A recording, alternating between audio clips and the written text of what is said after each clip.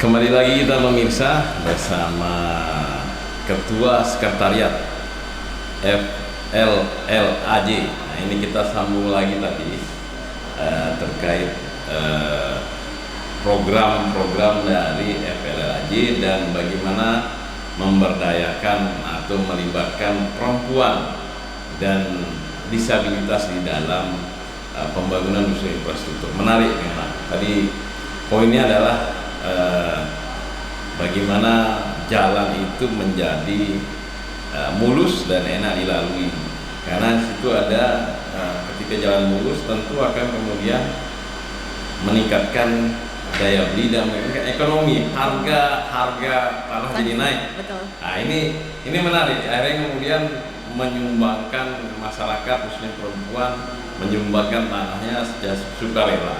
Ini bagaimana kemudian bisa ketemu pemikiran seperti ini, Bu Kabid? Ini luar biasa. Ini memang sangat membantu di dalam pembangunan jalan. Silakan, Bu. Ya, jadi strateginya yang tadi sudah saya sampaikan bahwa memang pada saat konsultasi publik dari tahap perencanaan, di mana memang kita menghadirkan langsung dari konsultannya sendiri. Dan untuk Pak Kabid ketahui, untuk konsultan perencana pun ada yang perempuan ternyata di sana, Bu Putu, di perempuan ya. betul, pada dinas PU ya. Jadi kalau kami lihat memang ada perbedaan pada saat konsultasi publik, di mana saat konsultannya seorang perempuan itu suasana jadi lebih adem ya. Iya.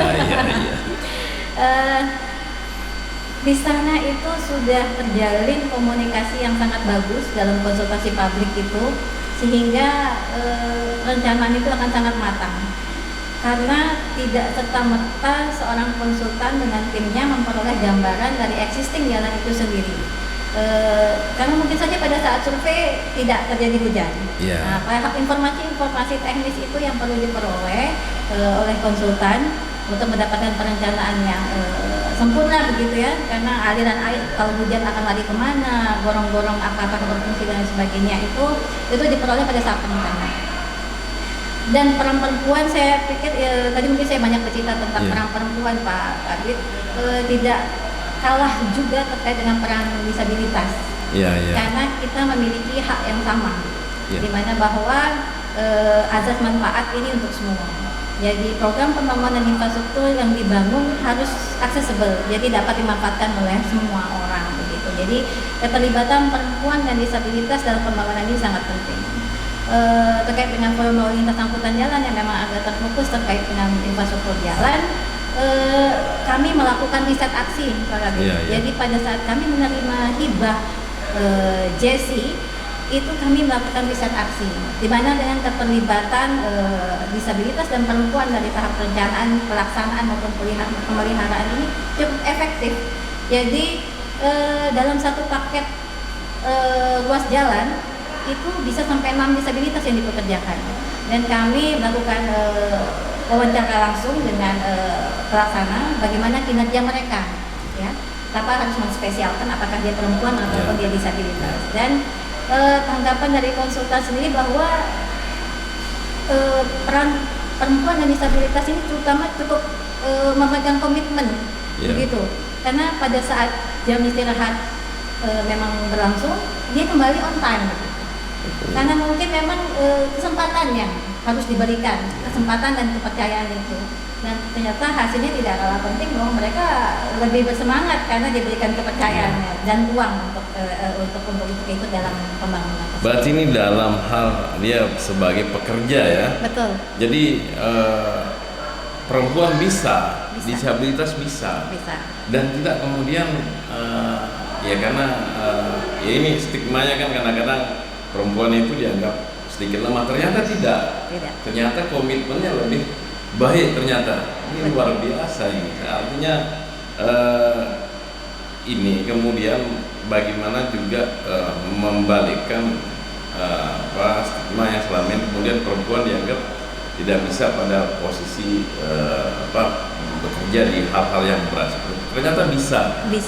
Dan isu terkait dengan kesetaraan pengaruh utamaan gender ini dapat Pak Kabit lihat sendiri di Kabupaten iya. Lombok Barat ini sudah berjalan, di mana saya sendiri diberikan kepercayaan yang notabene kalau orang melihat kepala bidang perhubungan darat ini Iya, dipegang oleh laki-laki, Iya. di mana anggotanya laki-laki semua dan harus di jalan, menghabiskan banyak waktu di jalan, dan ternyata paradigma itu sudah digeser sendiri oleh Kabupaten Lombok Barat, di mana memberikan kepercayaan untuk saya bisa duduk di dalam satu struktural begitu ya, yang mungkin terkesan lebih kepada laki-laki yang biasa begitu. Ini luar biasa. Ini mungkin juga ya saya balik flashback sedikit. Apa namanya? Ini perempuan di Lombok Barat ini pada saat pilkada kemarin 4 pasang itu ada perempuannya semua. 50-50 ya Pak. Jadi punya daya tarik sendiri. Ini luar biasa ini, artinya di Lombok Barat ini tempat jalan perempuan sudah kemudian luar biasa di wilayah kesetaraan gender ini dibanding di Kota Mataram. Pos pilkada kemarin lagi semua. Ini kan artinya memang secara kesetaraan gender ini perempuan sudah bisa, selain kemudian pada wilayah bekerja, kemudian pada saat di Kabit Perhubungan Darat, kita contoh tadi yang notabene harus banyak di jalan. Jadi kemudian dalam hal politik juga perempuan sudah sangat luar biasa ini. Dari 4 calon yang ada kemarin, semuanya ada perempuan. Ya. Ini luar biasa ini. Artinya peran perempuan dan disabilitas dalam pembangunan ini sudah terlihat, dan tentu FLLAJ sebagai salah satu wadah untuk kemudian yang melakukan itu ya sudah berhasil. Ini artinya kenapa saya katakan berhasil, ada sudah bukti nyatanya. Betul. Di dalam pekerjaan bisa, di dalam politik bisa, kemudian di dalam karir juga bisa. Ini yang menjadi pertanyaan saya tuh yang agak menggelitik itu, inspirasinya dari mana sih ini kemudian bisa membuat sesuatu yang bisa ya settle seperti ini mungkin. Kalau melihat inspirasi, tentunya saya berkaca dari diri saya sendiri. Saya pikir sebagai seorang perempuan kita mampu untuk multifungsi, baik itu peran sebagai seorang ibu, seorang istri, maupun seorang salah satu pimpinan juga mungkin di luar rumah dan lain sebagainya. Kalau saya mampu, saya pikir untuk di luar sana pasti banyak yang lebih mampu lagi dibanding saya, begitu Pak Kabit. Jadi yang Lombok Barat sendiri lakukan adalah memberikan ruang dan kepercayaan gitu. Ruang dan kepercayaan. Ya, gitu. Jadi melalui program-program yang diterima untuk bisa tetap existing Pak Kabit, alhamdulillah setelah ada program JESI, lanjut lagi ada program GESIT. Oh, GESIT ini, Ya. GESIT ini seperti apa, mungkin bisa dijelaskan ya? GESIT ini hadir itu diberikan hibah kepada 10 kabupaten kota yang memang layak untuk menerima. Karena untuk memperoleh hibah ini sendiri, salah satu kategori atau persyaratannya yaitu kabupaten itu atau kota tersebut memiliki forum lalu lintas angkutan jalan yang aktif, dan itu kita sudah termasuk dalam kategori itu, sehingga kami beranggotakan di sana terkait dengan ada ikatan perempuan di sana, kemudian ada persatuan penyandang disabilitas juga, kami dorong untuk ikut, bisa ikut hibah, ternyata alhamdulillah dapat. Begitu. Jadi sehingga program terkait dengan bagaimana kita mendorong keterlibatan perempuan dan disabilitas dalam pembangunan ini terus berlanjut. Dan ini menjadi poin penting, salah satu misi dari Presiden terpilih kita, Bapak Prabowo Gibran, dalam misi keempat dalam master citanya, bagaimana mendorong peran perempuan disabilitas dalam proses pembangunan tersebut. Jadi program ini saya yakin akan terus berlanjut selama kita konsisten dan berkomitmen untuk sama-sama bagaimana kita mensukseskan gitu program ini. Karena memang kadang orang melihat bahwa isu perempuan itu hanya ada di DP2KB P3A ya. Saya tidak menyebutkan kepanjangannya karena terlalu banyak Pak. Panjang ya. Jadi dan saya juga tidak mengatakan bahwa melihat bahwa isu disabilitas hanya ada pada di dinas sosial. Jadi saya pikir isu terkait ini semua itu berada di semua sektor. Semua sektor ya. Baik itu ketenagakerjaan, dinas kesehatan, karena rekan-rekan disabilitas ini memiliki kemampuan yang berbeda-beda. Dalam program JC sebelumnya kami sudah pernah melakukan riset aksi di mana kami memperoleh sekitar 279 dari rekan-rekan disabilitas yang waktu itu memang kategori daksa namun tidak membutuhkan alat bantu.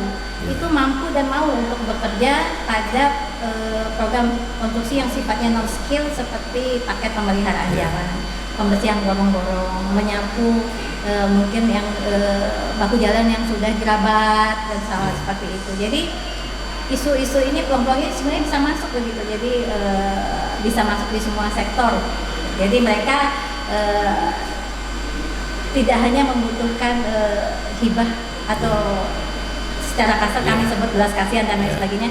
Mereka butuh diberikan ruang, kesempatan dan kepercayaan begitu. Karena mereka mampu, Pak Kafid. Jadi memang butuh ruang dan kesempatan saling percaya. Ini kata kuncinya tentu di sana. Ruang, ada kepercayaan.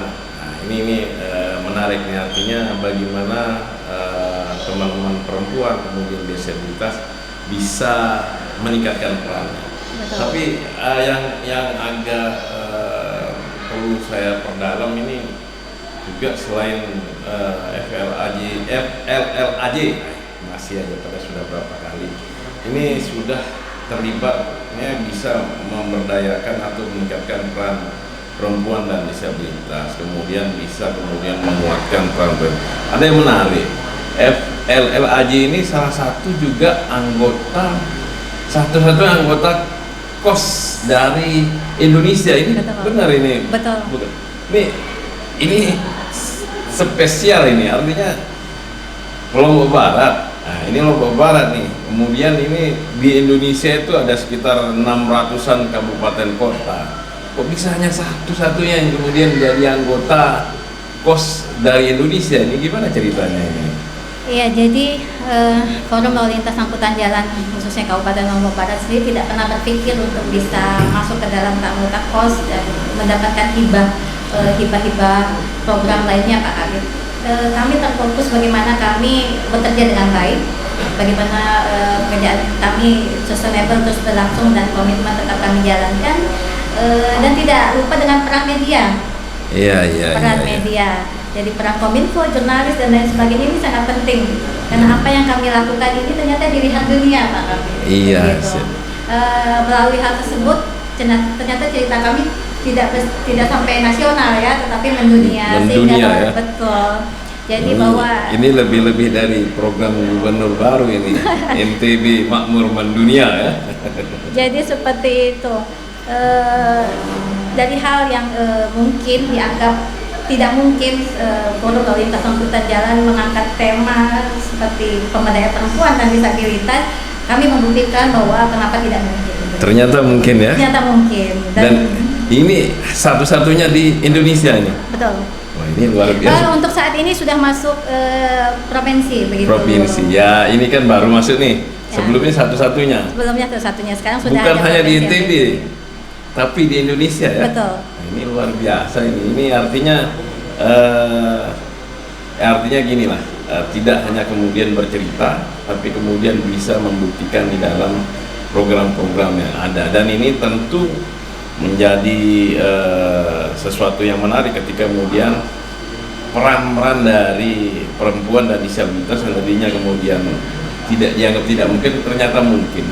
FLAJ bisa kemudian menjadikan ini mungkin berarti. Betul, tentunya dengan kepercayaan yang diberikan oleh pimpinan tanpa komitmen dari kepala daerah, kemudian dari ketua forum dan lintas sektor lainnya, saya pikir tidak mungkin juga kami bisa bergerak seperti ini, Pak Kabit.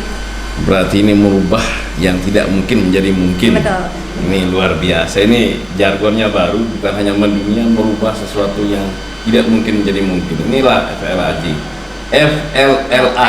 Nah ini jadi terakhir Bu Atuh Mbak, pesan-pesannya kemudian untuk kemudian terkait FLLAJ dan pemberdayaan atau peningkatan peran perempuan dan disabilitas. Untuk pesan sendiri, saya pikir Forum Lalu Lintas Angkutan Jalan sudah membuktikan bahwa keterlibatan peran perempuan dalam sektor pembangunan itu dapat terlaksana, yang akan mendukung bagaimana infrastruktur itu akan membangun dengan kualitas yang baik, yang sesuai dan dapat dimanfaatkan oleh semua.